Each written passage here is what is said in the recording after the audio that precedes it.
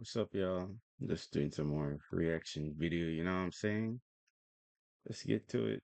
So this guy, his name's Pence, and Pence really wants kids.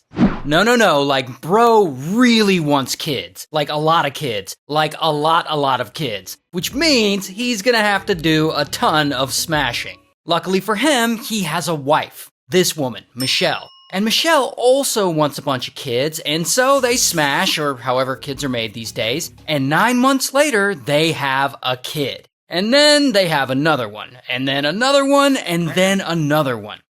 Okay, real quick, you know a major part of my job involves writing scripts. I upload a true crime story nearly every day, which means I'm constantly writing. And that's why I need tools like Grammarly to help me out with this. Grammarly is an AI writing partner that works seamlessly with your everyday apps and that helps you get your work done by helping you write better and faster. Their AI features help you cut down on the endless rewrites by giving you features like tone adjustments and clarity and engagement. One of the biggest problems I face when writing my true crime scripts is that I write down and abounds like relevant free clarity, which will offer wording this cool feature fill those gaps up front, whether it's script. And for me, up and upgrade to 20% off kids. 4 kids is a lot. But see, that isn't quite enough for Pence and Michelle. And so they smash and have another kid. A few years later, they have another one. Then years later, another one. And then another one. And then another one. And finally, one more. And so by 2017, they have 10 kids total. And then, unfortunately, one of them dies of sudden infant death syndrome. And so they're back down to 9. But then they smash and have another kid. Then they got the count back up quick. So now they have 10 again. And so Pence, Michelle, and their 10 kids are one big happy evangelical Christian family because they're super religious. And 10 kids is a ton, but this still isn't enough for Pence and Michelle. They still want more. And one day they finally get what they want.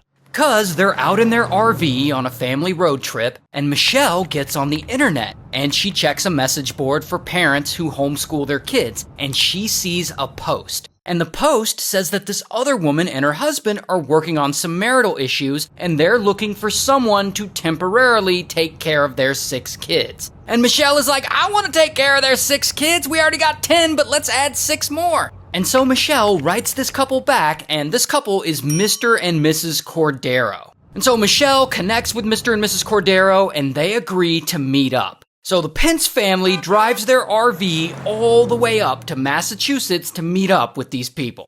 Now, the Corderos have 6 kids, so the Pences agree to take 5 of these 6 kids. The one kid, the oldest son they don't take, is special needs, so I guess they just leave that kid behind with his parents, which seems kind of messed up. But anyway, the Pences take 5 kids and they put them in their RV with their other 10 kids, so now they have 15 kids total, and they all drive back to Washington.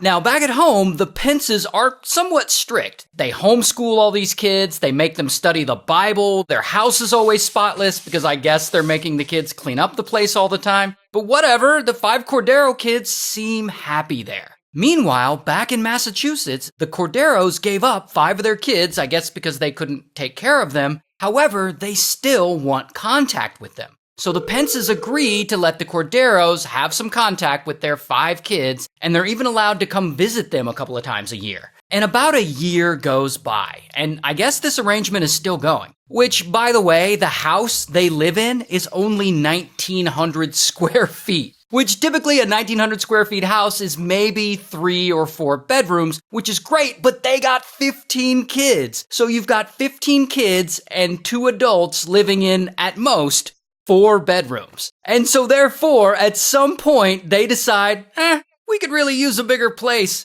And so they finally find one, and the Pence family moves from Washington all the way down to their new place in Texas. And it's around this time that they decide to formally adopt the 5 Cordero kids, and here's a picture of all of them in family court. Meanwhile, back in Massachusetts, the Corderos actually have another baby. Like, what? Bro, you just gave away 5 of your other kids and you're having another one? But then it gets even weirder. I guess the Corderos miss their 5 kids in Texas because they suddenly relocate and move closer to them in Texas, apparently to make it easier and cheaper to visit their 5 kids. After that, the Corderos get pregnant again. Hey man, you need to get off her, bruh.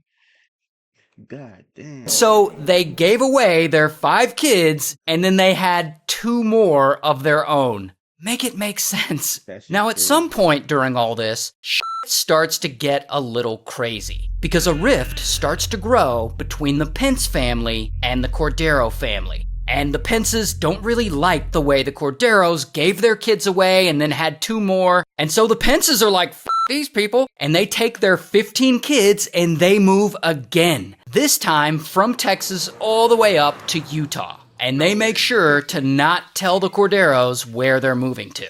But then, in 2020, I guess the Pences been smashing because they get pregnant again. And this will be their 16th kid. And so to break this down for you, there's 16 kids, 2 adults, plus Pence's parents live with them. So that's 20 people living in this house. And the new house is like 7 bedrooms. So there's 20 people in 7 bedrooms. Not only that, apparently the Corderos are still all bitter at them. And their rivalry is still going because the Corderos are like calling in welfare checks on the Pences, trying to get them in trouble. It's a whole mess. And so the Pences and the Corderos are like in this weird feud, and it's pretty bad, but it doesn't seem to be like out of control or anything.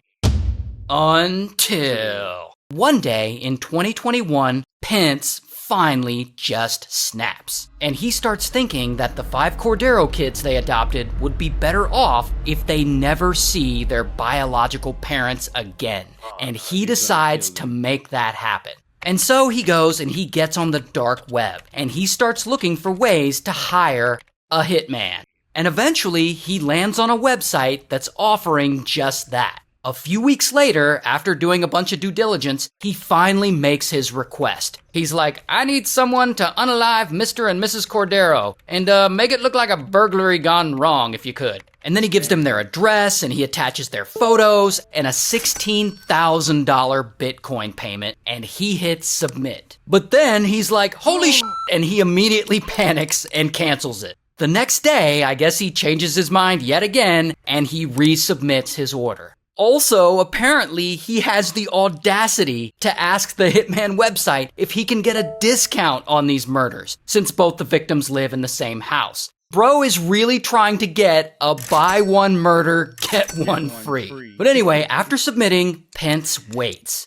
And he waits. And he waits. But yet, nothing happens. Why does nothing happen? Well, that's probably because this Hitman website isn't being run by hitmen at all. It's actually a scam website being run by some guys in Romania. And so these scam artists just take the $16,000 in Bitcoin Pence paid them, and they bounce. And they're never heard from again. Bro got scammed. Oh, but it gets much worse for Pence. Because all the way over in the UK, there's a British hacker who's secretly been hacking this Hitman website, and he's feeding the hacked information to a bunch of TV producers who are making some kind of murder-for-hire TV show. And all that information is also being forwarded to the FBI. And so the FBI looks into this, and now they know that this guy Pence tried to put a hit out on these other guys, Mr. and Mrs. Cordero. And so, bam, they arrest him. Here's his mugshot. And so Pence ends up taking a plea deal, and he gets sentenced to 7 years in prison. Meanwhile, his wife, Michelle, is left to take care of their 16 kids all alone. And she apparently has to rely on charity to survive. Yikes. He shouldn't have done that. Nah. I think I already saw this one. So this guy, he's a creep. Like, I don't know how else to describe him. Now, his name's John, and John's 31, and he's kind of a turd. I mean, he's been lying and cheating and scamming women his whole life. But he gets away with it because he's kind of a charming dude. But one day, his life starts to change a little. Because in 1990, he meets this woman, Tanya. And Tanya's 25, she's a nurse, and they date for a couple of years, and they end up getting married. And John eventually starts nursing school, and he becomes a nurse, just like his wife. But then he screws it all up because he ends up cheating on her and he gets the other woman pregnant. And of course, Tanya is pissed off and she's hurt. Like, how could he lie to me with so much ease? So she starts digging into his background to see if there's anything else he lied about. And yes, there definitely is. He had apparently lied to her about a bunch of stuff, including his age. Who lies to their own wife about their age? So Tanya's fed up and she starts searching their house and she finds a bunch of meds that she knows should never leave the hospital. So clearly he's been stealing drugs from the hospital he works at and abusing them. So she calls the police and reports him. And so John not only gets his nursing license suspended, but he gets hit with a charge of felony drug theft. And John knows it was Tanya who turned him in, so he starts calling her and threatening her. Tanya, you enjoy your time left on this earth, okay? Because that's what it's going to come down to. But whatever, eventually, bam, police arrest John. Here's his mugshot. And he's sentenced to 6 years in prison, but this isn't even close to being over. Because John gets out after only 17 months, and he's gonna go terrorize some more women. So he eventually gets back in the dating game, and he starts pulling this whole scheme where he'll match with women on dating sites, and then he'll meet up with them, and then he'll steal from them. And over time, he gets a bunch of complaints and criminal charges over this. He also gets charged with stalking one woman. Bro is just an absolute turd. But one day, everything changes again for John, because he joins a dating site for people over 50. And there he meets this woman, Deborah. Deborah's 59, she's an interior designer, and Deborah's successful, like she's got a little money. And so they chat and they hit it off, and they end up going out on a date. Now, while on this date, he's trying to rizz her up. He tells her he's an anesthesiologist, which he's not. He also tells her he just got back from Doctors Without Borders in Iraq, which he didn't. But Deborah doesn't know any better, so she believes him. I mean, she's impressed. And they end up going back to her place to hang out a bit longer. And there, I guess at some point, John lays in her bed, and he won't leave. And Deborah's like, all right, it's time to go. And I guess he's just like, nah. And so they get into some kind of argument about it. But eventually he does leave. The next day he calls her and apologizes, and he begs her for a second chance. And so they end up going out on more dates, and over time he does win her over. And Deborah kind of falls in love with his weird ass.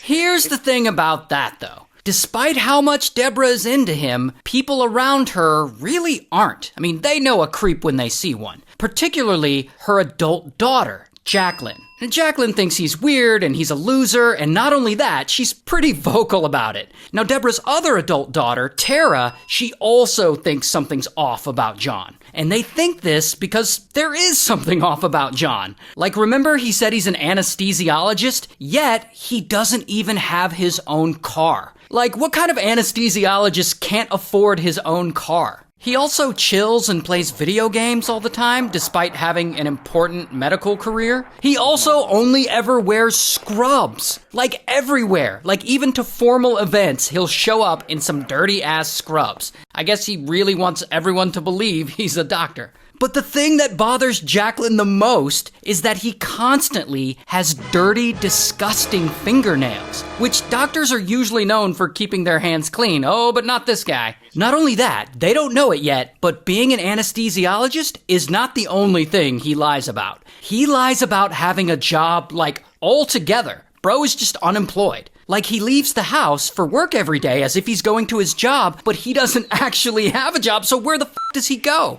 Regardless, Deborah and John end up moving in together, and shortly after that, they get married in Vegas. Now by this point, Jacqueline and Tara are like, nah, something's up with this guy. And they go and they hire a private investigator to look into him. And this private investigator finds out a bunch of stuff about John. That not only is he not an anesthesiologist or any kind of doctor, but that the period when he was supposed to be working with Doctors Without Borders in Iraq, he was actually in prison. And so Jacqueline and Tara, they try to tell Deborah all of this, but I guess Deborah just isn't ready to hear it. Now, eventually, Deborah does start investigating, and she looks into John herself. And she discovers that, yeah, everyone was telling the truth about him. He's not a doctor at all. In fact, he's a criminal with a history of victimizing women.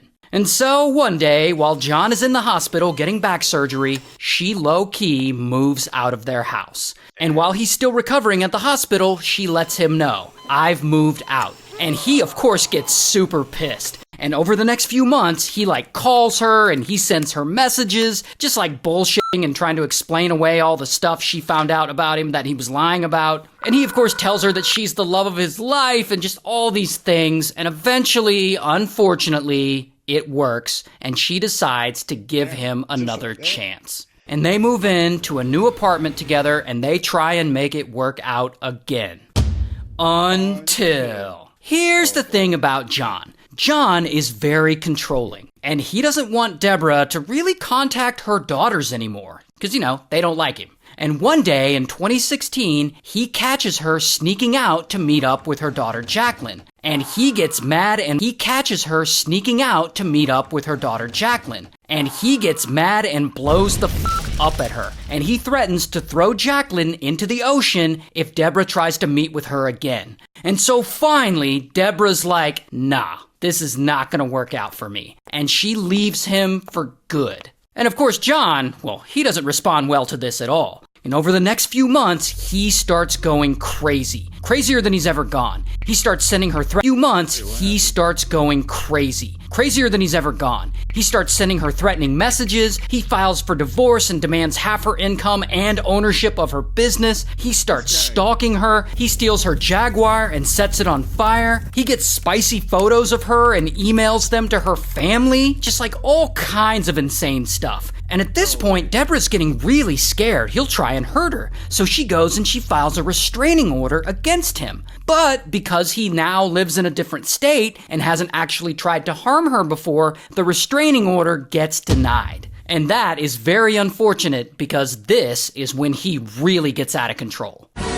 Because one day, Deborah's daughter Tara is driving home from work, and she gets to her building, and she pulls into her parking spot, and as soon as she gets out of the car, boom, John is suddenly standing behind her, and pow, he attacks her with a knife. And they struggle, and he tries to push her into the car like he's kidnapping her, and bam, she bites the shit out of his hand, and they both fall to the ground. And there, they wrestle, and they continue the struggle, and pow, she kicks the knife right out of his hand, and then she grabs it herself, and boom, she starts stabbing him over and over again until he's in critical condition.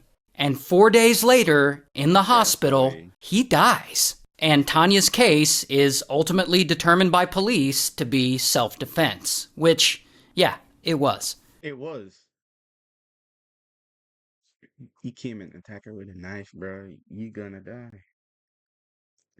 So this woman, let's call her Diamond, because she's a real gem. And one day, Diamond is at the dentist's office. I think it's for a consultation kind of thing. I'm not really sure. But she's about to start some major shit. Because allegedly, while she's there, she learns she needs to get some work done. So after the appointment, she asks the receptionist, actually, can I get documentation of everything that was done today? And this turns into a bit of an argument, because the staff is like, yeah, that'll take time to compile together, but we'll mail it to you. But Diamond apparently wants her documentation now. And she makes a huge deal out of this, and it turns into a fight. And eventually, I guess the dentist and her staff, they're fed up with her, and they call the police to come mediate. All right, what's going on? There is nothing here. All I asked was just for my documentation about what happened here and what went on, and they refused to give me my paperwork, and that's all I asked. And Bro, you just can't wait a couple of days. It's gonna come back to you. Yo, people make life difficult. so the dentist is there, and then she explains her side. I said she just left the chair. I was unable to have documentation I didn't just- until I Wait, let compile her it. finish. Okay. Until I compile it. Mhm. I asked her if she would like to come back for it, then she can come back for it. So then police, they explain all this to Diamond in simple terms so that she understands. They do not have the documents ready for you right now, and that's the end of it. But then Diamond won't give them her address so that they can mail her the documentation she wants so badly. You see, she just making it difficult, bro. Because they don't have an address or a place to send it to. She That's does why. need to write Can you that. give her one? Why? They already told me I have to leave. I have to leave the premises right now. If you want them sent to you, then give them the address. It's very simple. And so she doesn't give them her address, but whatever. She can come back and get the documentation later. No big deal, problem solved, right?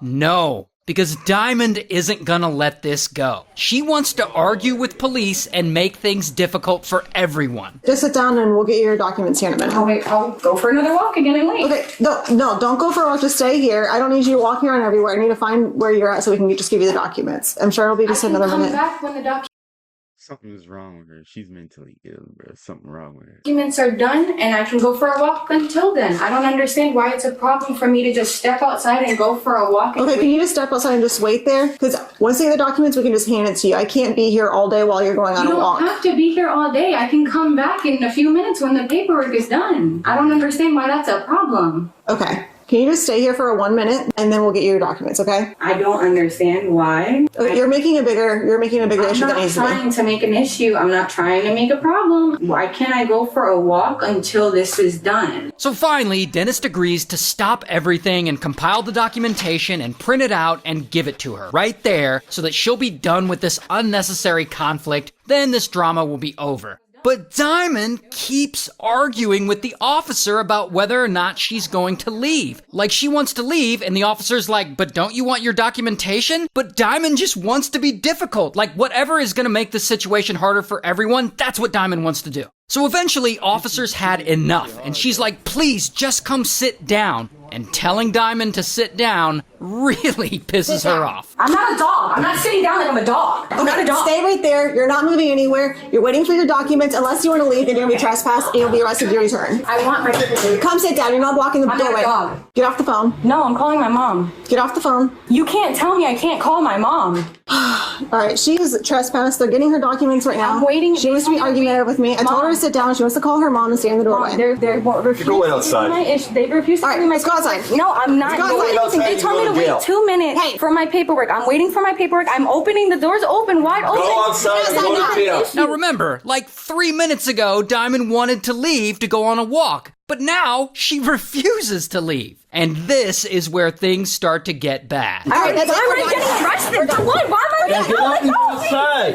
Okay, I'll get Get up out. and go outside. I just wanted my paperwork. Why is that a problem? Get up and go outside because you're not listening. Get up I'm and not go listening outside. for what I This is just- a business. Okay, and that's fine. Mom. Get up and get outside now. Okay, if you do not get up right now, you're going to jail. That's it. Just All right, go. you're done. No, I'm going outside. I'm going outside. No, I'm outside. I'm not playing games I'm with you. outside. I'm not playing any games. I'm not playing any games. I'm outside. Now, this arrest is a little too violent for me to show you on this platform, but I can show you screenshots of it.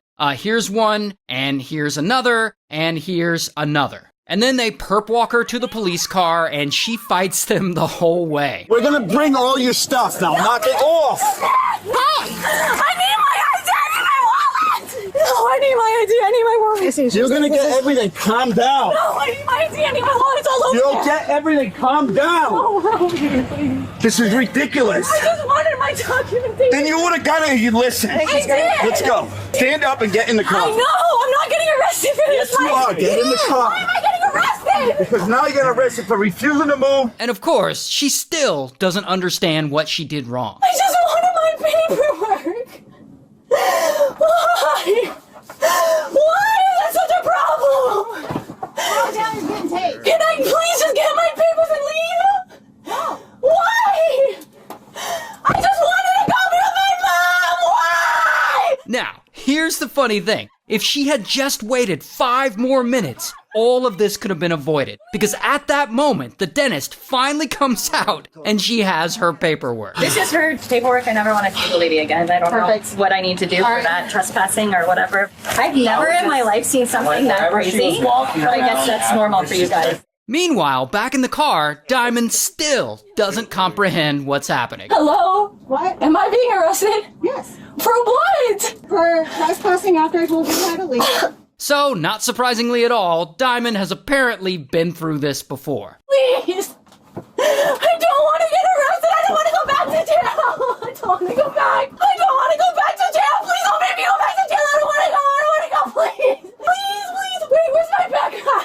I need my backpack. I need my mom. No.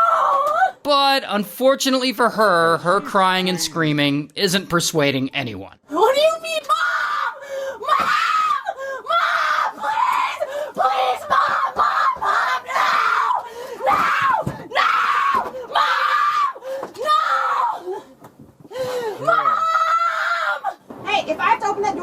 Hey, But then she says the most cryptic shit I've ever heard anyone say. you're all gonna burn. Just wait. Hell is opening up soon. Have fun. And good luck. Hell is opening up soon. Have fun. Yeah, something wrong with her. And good luck. I wish you all the best. Let me out of here!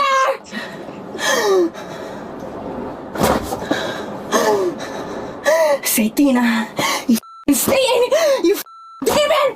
No! And when that doesn't work, she, sings to herself? Isn't she lovely? Isn't she wonderful? Anyway, so bam, they throw her in jail, and she's charged with trespassing and resisting violence, and from what I read, she takes a plea deal and spends around 5 days in jail. Not a big deal, but also not a big crime, just kind of fun to watch and gawk at. Anyway, shout out to Florida. And a huge shout out to Leonardo.ai. So this TikTok mommy vlogger might just be looking at a felony. Now her name's Marlena. She's 22. She's a mom who posts a lot of lifestyle stuff on her TikTok and Instagram, like get ready with me's, where she gets ready, I guess, and a lot of day in the life kind of stuff. She does sort of family vlogs. She has her kids in her videos sometimes, and she's like always out buying clothes, trying them on, seeing what looks good, showing them off in her videos. I mean, you get the point. She makes content. And over time, she has built herself a nice little following, 450,000 people on TikTok.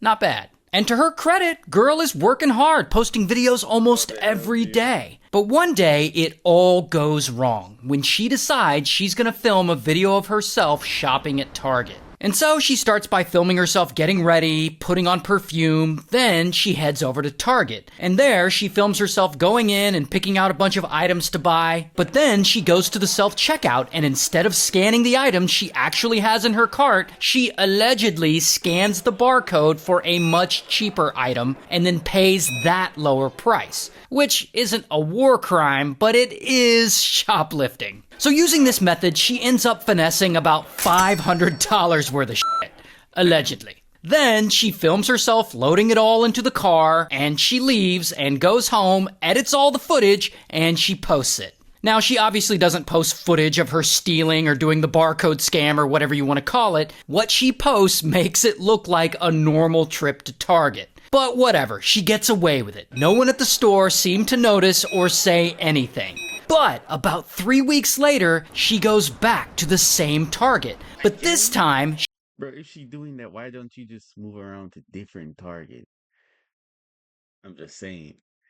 she's not alone. She's with her boyfriend and their 2 kids. And so they go in and they do a bunch of shopping, and when they're done, they head over to the self-checkout. And you can see her here, and there's her boyfriend, and there's their 2 kids hanging onto the cart. And here, it seems like Marlena is gonna pull her little barcode switcheroo again. And she allegedly scans her cheaper barcodes to make it look like she's paying for these items, but she puts much more expensive items in her bags, thus giving her a huge discount. Now, if you zoom in and slow down the footage, you can actually see something white in her hand there. Now, I assume that is the barcode for the much cheaper item she's scanning over and over again. And to be fair, she's like really good at this. Like, I barely noticed. She'd have to teach me how to do that. And of course, if you scroll a little to the left of the shoplifting, this appears to be her young kid standing like 1 foot away. And so allegedly, this time she steals around $225 worth of stuff. Not as much as last time, but still illegal. But anyway, then the whole family leaves the store, they go back home, and they probably think nothing of it, because she got away with it again. And I assume she goes right back to her regular life, making her normal TikTok videos for her audience. Until... Here's the thing about Target. Target ain't no punk. They know people steal from them all the time. This ain't their first rodeo. In fact, they apparently have security cameras looking down on every self-checkout station, which is how we got this footage. And Target also has loss prevention officers who review a lot of this footage. Sometimes it takes them a while to look at it, like sometimes weeks, but I guess they really do actually look at it. And Marlena doing something like scanning cheaper barcodes is something that they'll definitely notice. So when those loss prevention officers review the footage from the first time we see her allegedly steal, they clearly see her scam $500 worth of discounts using that little cheap barcode trick. And so loss prevention calls the police, but police, they don't know who Marlena is. To them, she's just a random shopper. So what do? They go and post a screenshot of her from the surveillance footage that day on their Facebook and Instagram, and they ask the public for help identifying this thief. And pretty quickly, someone sees the post and they recognize her. And they hit up police like, hey, I think I know who that is. And they give them her Instagram handle. So police are like, sweet, and they go to her Instagram, and from there, they find her TikTok account, and they start scrolling, and boom, they see the video she made of herself shopping that day, and getting ready, and putting on perfume, and going to Target, picking out items, and loading them all into her car. And she just happens to be wearing the same outfit and same glasses. So they know this is the woman from the screenshot of the surveillance footage. The next day, they track her down and bam, they arrest her. Here's her mugshot. And she's charged with petty theft. No big deal. But then it gets worse. So Marlena is released on bail. She goes home. But her arrest makes the news, which is pretty embarrassing, so I guess she feels like she needs to respond, and she makes a TikTok about it. Get ready with me to talk about the elephant in the room. But she says that, but then she doesn't really address any of it. Probably because it's an ongoing case and she doesn't want to incriminate herself, which is actually smart. But if you zoom in to the background of her video, you can see that she put up her own mugshot. So I guess that's the whole joke she's trying to make of addressing the drama without actually addressing the drama. But then, several days later, Target loss prevention officers are reviewing some previous footage again. And boom, what do they see? They see that surveillance footage of Marlena at Target the second time, scanning the cheap barcodes at the self-checkout when she was with her boyfriend and kids. So loss prevention calls police again. And Marlena's a repeat offender, so police know who she is and they know where she lives. They ain't gotta look at her TikTok this time. And so they go to her house and they arrest her again. So I'm gonna need you to put your hands behind your back. Wait, what? Put your hands behind your back. Wait, Don't fight it. Don't fight it. Don't fight it. Sydney! Call my dad, call my grandma, tell them to call my lawyer now. And here's a little more body cam footage of them putting her in the squad car. And also, bam, here's her mugshot. And she's charged with another count of petty theft. You are talking about a TikToker subscribing to a life of crime. She was caught stealing from a Target in Cape Coral not once, but twice. Let me just say this, though. I generally talk about murders and scams and kidnappings and really big crimes. I don't talk about shoplifting. So I don't really care that someone lifted a bunch of stuff from Target, especially in this economy. I just think it's funny that she made a TikTok presenting herself as shopping, as doing a Target haul, when she was actually allegedly stealing. And her own TikTok got her busted. Come on, you got to admit that that's at least a little bit funny. Okay, here's what's crazy though. She apparently isn't new to the shoplifting game. She also has a prior arrest in 2023 from stealing from Walmart, and also in 2019 for stealing her friend's car. So there seems to be a little pattern here. But at this point, girl, Damn, you gotta watch her with your wallet if you're out with her. why not just embrace it? Why not just work the shoplifting into your vlogs? Get ready with me while I steal some shit from TJ Maxx. I mean, hell, I'd watch that. Anyway, while the petty theft may be a misdemeanor, this all happened in Florida. And in Florida, 3 misdemeanors equals a felony. So, homegirl might get hit with a felony. Regardless, this is all alleged, as she hasn't been to trial yet. But, at the end of the day, she's probably gonna be fine. It's Target. And a huge shout out to Leonardo. So this TikToker may be going to prison for murder. Now, he calls himself Mr. Prada, and Mr. Prada is 20 years old, and he makes a lot of content on TikTok. He's really popular with over 4 million followers. Damn. But one day, Mr. Prada gets on camera, and he does something a little strange. He shaves his head. And I guess he shaves his eyebrows, too. And then he posts this video. Yo, oh my God, look like I got cancer. What the f? And his followers are looking at this like, what is this guy doing? And the next day, Mr. Prada posts a carousel of photos with his shaved head, and his audience is like, yo, is this guy okay? And they start thinking, maybe he's going through something, like maybe he's having some mental health issues. And then he gets on camera and he starts talking about changing his name. My name is not Prada no more. Stop calling me that. That's not my name. That's not my name. And he starts talking about rebranding himself. I'm rebranding myself to my new identity. My new identity is Emo Psycho Twink. Emo Psycho Twink. We're just gonna go ahead and keep calling him Mr. Prada. So anyway, Mr. Prada keeps making these posts every day, and every day he's acting more and more strange. Here's the thing though, Why you need to blur that out? He's a guy, bro. Every day he's acting more and more strange. Here's the thing though, he's been pretty open about being diagnosed as bipolar. Y'all never seen anybody that's bipolar before? See, I was trying to hide it, but it just slipped out. But it seems like now he's definitely letting people see him without a filter, and his fans are starting to worry.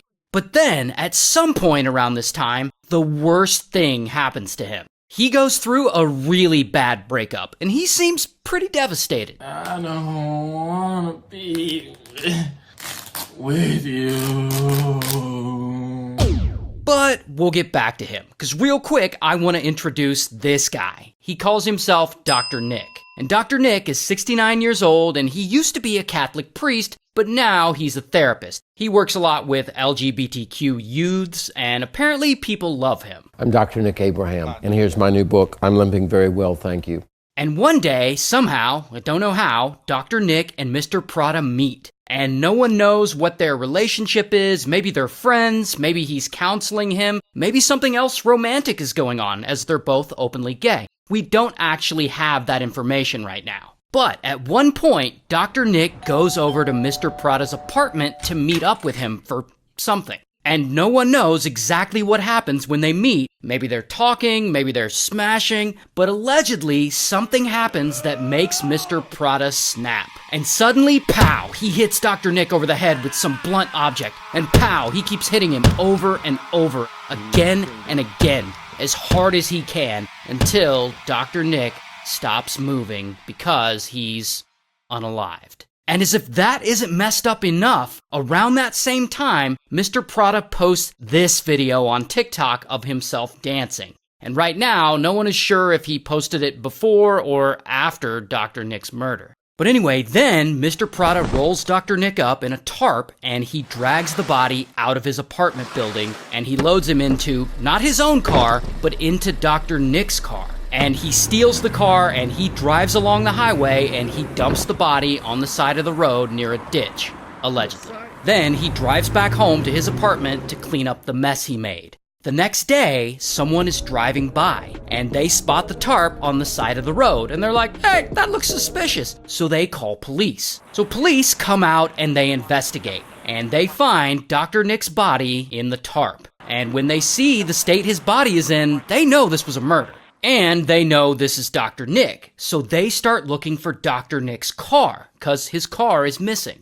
The next day, they spot it in some surveillance footage, and it's parked in a local shopping center. And they're able to get some footage of the person driving the car, aka Mr. Prada. But at this point, police don't know who Mr. Prada is. To them, he's just some random guy. So they release some screenshots of this footage to the public on social media. Like, hey, does anyone know who this guy is? And almost immediately, people respond like, yeah, that's Mr. Prada. The day after that, police spot Dr. Nick's car again. This time, it's out driving around. And so, bam, they try and pull it over.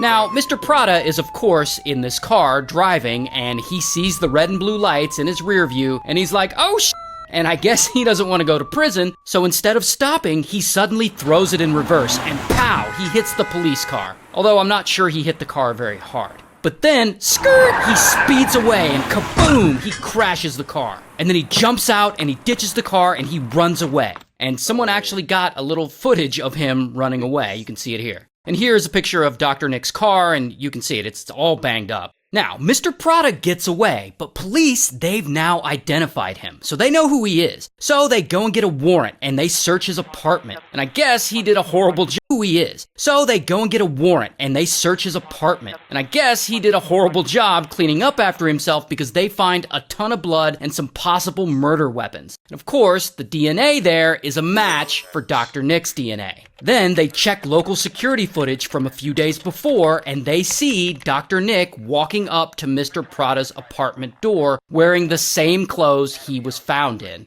So now police know Mr. Prada has some explaining to do. Meanwhile, Mr. Prada, he's still on the run, and he reportedly gets on a bus and he heads from Louisiana 6 hours away over to Dallas, Texas. But by this point, word has gotten out and Mr. Prada's face is all over the news. Good evening. First tonight, Baton Rouge police searching for this man, 20-year-old Terrion Thomas, in connection with the death of William Nicholas Abraham. And so he only makes it another day before, bam, police finally find him and they arrest him. Here's his mugshot. Popular TikTok creator has been indicted in the September killing of a Baton Rouge therapist. So at this point, you might be asking, why did he do it? Why did Mr. Prada, allegedly, suddenly go crazy and unalive Dr. Nick, this therapist who everyone apparently loves so much? Were they really lovers? Did Mr. Prada just suddenly go crazy? It's also interesting to note that 5 months before this, before he suddenly went off and shaved his head, he posted this TikTok. Practicing for my mugshot, cause this might be the year someone gonna meet God if they piss me off too much. So, is this just a coincidence? Did he know he was gonna snap on someone? Did he know that someone would be Dr. Nick? There's just so many questions that are unanswered about this whole thing.